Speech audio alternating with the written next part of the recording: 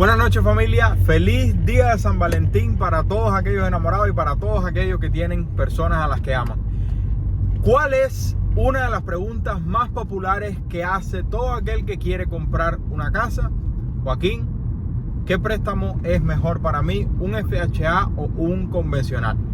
Y después de haber comprado varias propiedades y de ayudar a clientes por todo el país, voy a tratar de responderte comparando diferentes aspectos en ambos tipos de préstamos. Sin embargo, depende. Entonces, lo único que te pido que por favor, cuando ya estés preparado para comprar una propiedad, puedas agendar una llamada totalmente gratuita. Sería un placer poder asistirte en la compra de tu propiedad, ya sea en Tampa o en cualquier parte del país. Vamos a comenzar a hablar acerca de las diferencias entre los dos préstamos y cuál va a ser la mejor forma de atacar esta pregunta. Bueno, vamos a comenzar por el tipo de puntaje de crédito que debes tener como comprador para determinar uno de los factores principales en comprar con FHA o con convencional, y es el puntaje de crédito. Préstamo FHA en la mayoría de los casos se utiliza para los prestatarios que tienen un puntaje de crédito bajo o medio, y normalmente los préstamos convencionales son más beneficiosos para las personas que tienen un puntaje de crédito por encima de normalmente 680, porque a partir de ahí mejoran las tasas hipotecarias para los que tienen convencional y por lo tanto tiene más sentido comprar con convencional. Uno de los aspectos más importantes que diferencian a ambos préstamos es el depósito.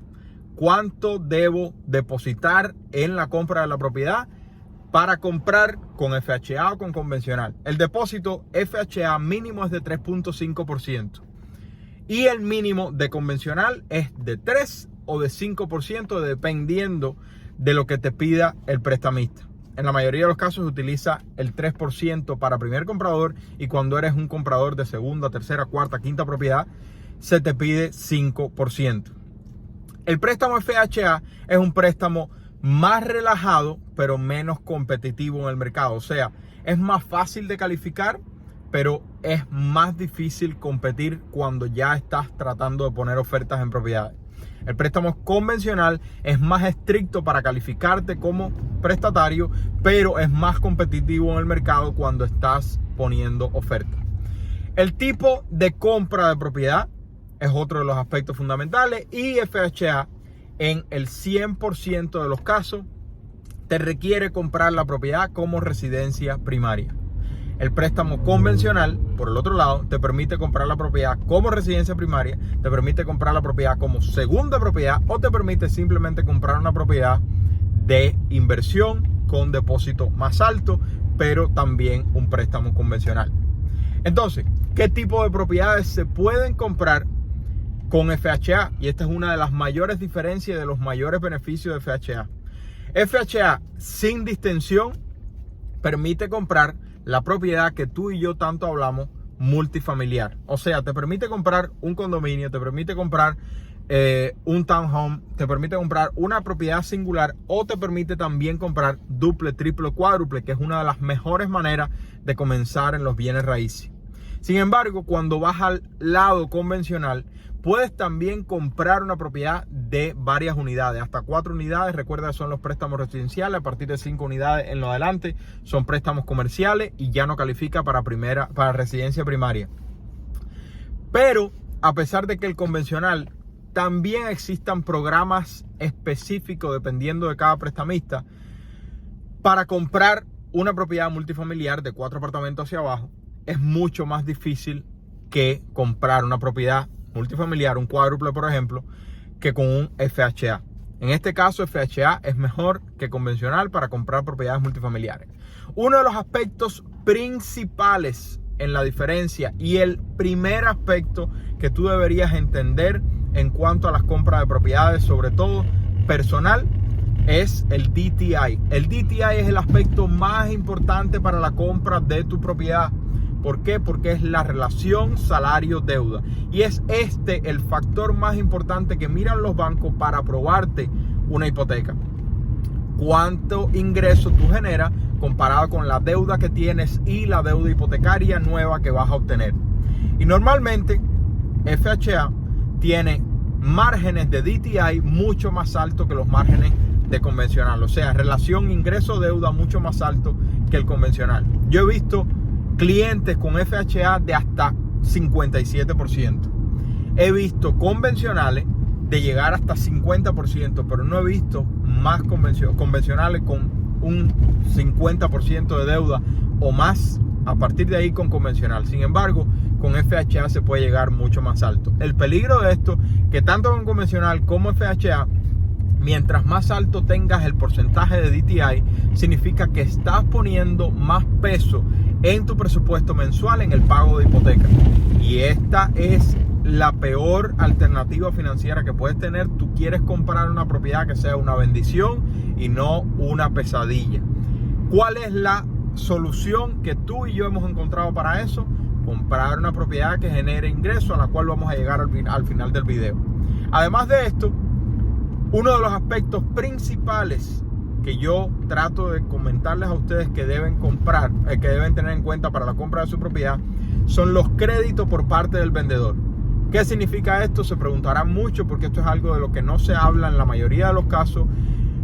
Y yo lo he tocado varias veces, sin embargo me parece que es algo muy importante. Crédito del vendedor. ¿Qué significa esto? El crédito del vendedor no es más que una ayuda, o en este caso un crédito por parte del vendedor para ayudar al comprador en el aspecto de la compra de la propiedad, y es algo que se hace en las negociaciones. El beneficio de la FHA, y esto es algo que yo no sabía en el convencional, el beneficio de la FHA que te permite un 6% de crédito del comprador. O sea, tú compras una propiedad en X precio y tienes una cantidad de $30,000, por ejemplo, en costo de cierre. Tú puedes hacer que el vendedor te dé créditos para no tener tú que venir con los costos de cierre de tu bolsillo. Por supuesto, para esto hay límites que va a variar de prestamista a prestamista, pero créeme que los créditos de vendedor son algo importantísimo. De hecho, yo he compartido con ustedes que desde mi opinión, lo número uno que debería estar en tu cabeza en la oferta de compra deberían ser los costos de cierre mediante crédito de vendedor, no la reducción del precio de propiedad. Pero ya eso lo hemos hablado en otros videos. Y en el lado de convencional, hasta el momento yo conocía que se podía obtener 3% de crédito del vendedor, o sea, menor que en FHA. Resulta ser que se puede obtener hasta 9% de crédito del vendedor. Lo único que sucede es que hay que dar un depósito mucho más alto. Y por supuesto, una vez que ya das un depósito más alto, no tiene en la mayoría de los casos sentido tener más crédito por parte del vendedor. Por lo tanto, esta es la razón por la cual yo no sabía de este tema y no lo había compartido con ustedes, porque en la mayoría de los casos esto simplemente no tiene sentido. A pesar de que 9% de crédito del vendedor sea algo magnífico, numéricamente no tiene mucho sentido. Seguro hipotecario. Y esto es uno de los problemas más grandes que yo veo en los clientes cuando me dicen: no, mira, yo no quiero comprar una propiedad todavía porque no tengo el 20% y por lo tanto me van a cobrar una hipoteca, un seguro de hipoteca que a mí no me protege en absolutamente nada, solo protege al banco. Y tienes toda la razón. Sin embargo, esa idea mantiene a la mayoría de los compradores que ya están preparados para comprar una propiedad en este momento con un 3, un 5% de depósito, esperar por 5, 10 años a que las propiedades suban para poder tener ahorrado 20% y no tener que pagar el seguro de la hipoteca. El seguro de la hipoteca son unos pocos cientos de dólares, en algunos casos ni cientos de dólares, que te permiten comprar la propiedad con un depósito mucho más bajo. Y ese riesgo que está obteniendo el banco por tener una plusvalía tan baja tú con la compra de la propiedad por un depósito más bajo, te requiere un seguro de hipoteca pagado por ti. No te beneficia en absolutamente nada, pero te permite comprar la propiedad por unos pocos, te estoy hablando de 80, 100, 120, 200 dólares de seguro de hipoteca, comprar una propiedad con un depósito mucho más bajo, aumentar tu retorno de inversión, pero lo más importante de todo, permitirte a largo plazo construir riqueza mediante apreciación, pago principal, beneficio de impuestos y eventualmente flujo de caja. que si esperas a tener el 20% de depósito guardado, probablemente nunca, y es esto lo que le sucedió a la compañía de Dave Ramsey la semana pasada, y tuvieron que actualizar una teoría que han tenido por 30 años, que yo lo compartí con ustedes, de que mira, no es necesario esperar tanto, puedes comprar con menos depósito, porque el problema es que las personas que esperan a tener el 20% de depósito pierden muchas oportunidades y pierden mucho tiempo de pago de principal, apreciación, beneficio de impuestos y depósito. Entonces, ¿cuáles son las dos mayores diferencias entre el FHA y el convencional en los seguros de hipoteca? Que el FHA te cobra un seguro de hipoteca al frente y además de eso te cobra un seguro de hipoteca de por vida, a no ser que hagas un depósito de 10%, pero de nuevo, una vez que haces un depósito de 10%, tu retorno de inversión baja y la idea es depositar el mínimo posible, en este caso 3.5%. El beneficio en el convencional es que una vez que llegas al 20% de plusvalía, o sea, tu propiedad vale 400, pero ya tú tienes $100,000 pagados, tú puedes llamar, o sea, menos porque 100,000 es 25%, pero tú entiendes el concepto. Tú puedes llamar al banco y decirle, mira, ya quítame el PMI, y entonces te quitan el seguro de hipoteca y por lo tanto tú comienzas a ahorrarte $100 o $200 más en ese seguro de hipoteca mediante el convencional una vez que llegas al 20% de la plusvalía. A modo general, voy a tratar de hacer un resumen para todo aquel que todavía tiene dudas. FHA es mucho más fácil de calificar, mucho más beneficioso para el que tiene una situación financiera más baja, pero es mucho más difícil para competir en el futuro. Por el otro lado, el convencional es más difícil de calificar, pero es más fácil de competir en el mercado cuando tú presentas una oferta con convencional.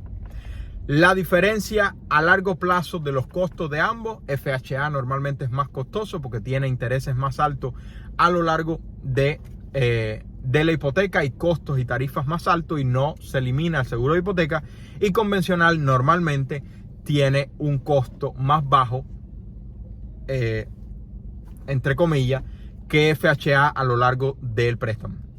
¿Qué es lo que sucede? Que la mayoría de las personas a lo largo de cada uno de los préstamos se van a encontrar etapas donde hay tasas hipotecarias más bajas o hay beneficios en hacer una refinanciación, extraer la plusvalía, y por lo tanto la mayoría de las personas no utilizan el préstamo hipotecario que tienen hasta la finalización de la hipoteca, sino que a los 8 o 10 años hacen una refinanciación como promedio y cambia el préstamo hipotecario que tienen desde el principio. Por lo tanto, no te trates de casar con el primer préstamo porque lo más probable es que tú no lo utilices hasta los últimos 30 años.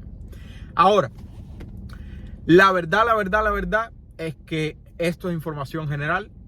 A ti lo más importante que te hace falta es pedirle a tu banquero que te dé ambas opciones. Eso te va a permitir comparar dependiendo de tu situación y tu banquero va a poder explicarte por qué esta opción es mejor que la otra en tu situación específica.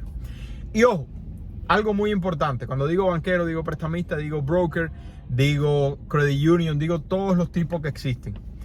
Pero en los últimos años, mi consejo para la mayoría de los compradores es tratar de trabajar con un broker o con un prestamista, pero que sea pequeño y garantice trabajo rápido y profundo. ¿Por qué?